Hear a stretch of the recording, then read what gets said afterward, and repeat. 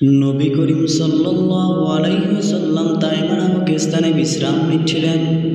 ঘটনাক্রমে ইহুদীদের এক বড় পণ্ডিত, যাকে বুহাইরা রাহিব বলে ডাকা হতো, তিনি নবীজির পাশ দিয়ে যাচ্ছিলেন। বুহাইরা নবীজিকে দেখতে পেয়ে আবু তালেবকে লক্ষ্য করে বললেন, এই যে লোকটি আপনার সাথে রয়েছে, একে? আবু তালেব উত্তরে বললেন, সে আমার ভাতিজা।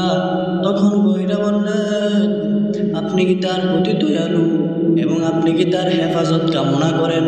তখন আবু তালেব বললেন, অবশ্যই। এই উত্তর শোনার পর বুহাইরা রাহিব বললেন, আল্লাহর নামে কসম খেয়ে আমি বলছি, যদি আপনি তাকে সিরিয়ায় নিয়ে যান তাহলে সেখানকার ইহুদিরা তাকে মেরে ফেলবে, কেননা এই ছেলেটি বড় হয়ে আল্লাহর নবী হবে, সেই ইহুদিদের ধর্ম রহিত করে দিবে।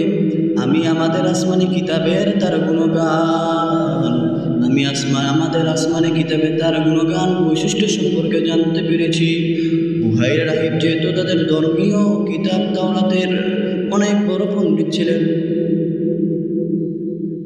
এবং তাওরাতে নবী করিম সাল্লাল্লাহু আলাইহি ওয়াসাল্লামের পূর্ণ অবয়ব ও আকৃতি বিস্তারিত বিবরণ ছিল, তাই বুহাইরা নবী করিম সাল্লাল্লাহু আলাইহি ওয়াসাল্লামকে দেখার সাথে সাথে চিনতে পেরেছিলেন তিনি সেই শেষ নবী, যাকে তাওরাত রহিত করে দিবেন, যিনি তাওরাত রহিত করে দিবেন এবং ইহুদীদের ধর্মজাতকদের আর রাজত্বের পরিসমাপ্তি ঘটাবেন।